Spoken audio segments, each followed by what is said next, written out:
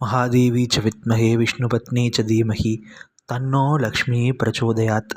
ஸ்ரீமாத்ரே நமஹ. இன்றைக்கி நாம் பார்க்க போகிற பதிவு வரலக்ஷ்மி விரதம். புண்ணியமான அன்னை மகாலட்சுமிக்கு மேற்கொள்ளப்படுற ஒரு விரதம் இந்த வரலக்ஷ்மி நோன்பு. அதை பற்றி தான் இன்றைக்கி பார்க்க போகிறோம். அம்பாள் மகாலட்சுமி யார், எப்படி தோன்றினவ, அவள் எங்கெல்லாம் வாசம் செய்கிறா அப்படிங்கிறத இந்த பதிவில் நம்ம விளக்கமாக பார்க்க போகிறோம். அம்பாள் மகாலட்சுமி பார்க்கடலை கடையும் போது அதிலிருந்து தோன்றி வந்த தேவி தான் அன்னை மகாலட்சுமி. அமிர்தத்துக்காக தேவர்களும் அசுரர்களும் பார்க்கடலை கடையும் போது அதிலிருந்து உதித்து வந்தவள் தான் அன்னை மகாலட்சுமி. அந்த மகாலட்சுமி எல்லாம் வல்ல பரந்தாமனான பெருமாளை திருமணம் பண்ணிக்கிறா. அவரோட திருமார்புலையே ஐக்கியமாகி அம்பாள் அவரை திருமணம் பண்ணிக்கிறா.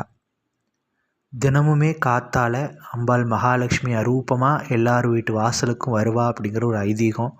அதனால தான் கோலமிட்டு வாசப்பெருக்கி வீடுகளை சுத்தமாக வச்சுக்கணும், அப்போ தான் லக்ஷ்மி வருவா அப்படின்னு எல்லாருமே சொல்லுவாங்க, பெரியவங்க சொல்லுவாங்க. குப்பையான இடத்துக்கு அம்பாள் மகாலட்சுமி வரமாட்டா. அங்கே அவளோட சகோதரியான ஜேஷ்டா தேவி தான் இருப்பாள். அசுத்தமான இடங்கள் அம்பாளுக்கு பிடிக்கவே பிடிக்காது. அதே மாதிரி எங்கெல்லாம் வழிபாடுகள் நடக்குதோ, மங்களகரமான ஒரு இடமா சுத்தமாக வீட்டை வச்சுக்கிட்டோன்னா அங்கே தன்னால் மகாலட்சுமி அடியெடுத்து அந்த வீட்டுக்குள்ளே வந்துடுவா. அம்பாள் மகாலட்சுமி அடியெடுத்து வச்சிட்டாலே சகல ஐஸ்வர்யங்களும் நமக்கு கிடச்சிரும். அம்பாள் மகாலட்சுமி காசு பணத்தில் மட்டும் இல்லை, எல்லா மங்கள திரவியங்கள்லேயும் அவள் தான் வாசம் பண்ணுறா. அனைத்து விதமான சுபமங்கல பொருட்கள் அத்தனையிலையுமே அம்பாள் மகாலட்சுமி தான் ஐக்கியமாக இருக்கிறா. அது மட்டும் இல்லை, அம்பாள் லக்ஷ்மியோட அருள் கிடச்சிட்டா சகல ஐஸ்வர்யங்களும் சகல சௌபாகியங்களும் நம்ம வீடு தேடி வந்துடும்.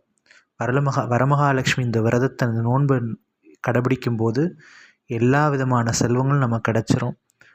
அன்னைக்கு மகாலட்சுமிக்கு பூஜை செஞ்சு வீட்டுக்கு வர்ற சுமங்கலிகளுக்கு நம்மளால் முடிஞ்ச தானத்தை கொடுத்து நம்ம ஆசீர்வாதம் வாங்கிக்கணும்.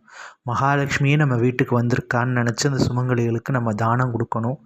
நம்மளால் முடிஞ்சதை நம்ம அவங்களுக்கு கொடுக்கலாம். அதை அம்பாள் மகாலட்சுமி அதை பிரீத்தியாக அதை ஏற்றுக்கிட்டு சுமங்கலி ரூபமாக நம்மளுக்கு ஆசீர்வாதம் பண்ணுவாள். அன்னைக்கு காலம்பரையே எந்திரிச்சு கலசம் எல்லாம் தயார் பண்ணி, இல்லைன்னா படம் வச்சு அவங்கவுங்களுக்கு எப்படி தோணுதோ அந்த முறையில் அம்பாள் மகாலட்சுமியை அனுஷ்டானம் பண்ணலாம். அஷ்டோத்திரம், போற்றி, இந்த மாதிரி எது வேணாலும் படித்து பூஜை செஞ்சு நோன்பு கயிறு கட்டி வர்ற சுமங்கலிகளுக்கு தானம் கொடுத்து அம்பாளை மகிழ்விச்சா சகல சௌபாகியங்களும் நமக்கு கிடைக்கும்.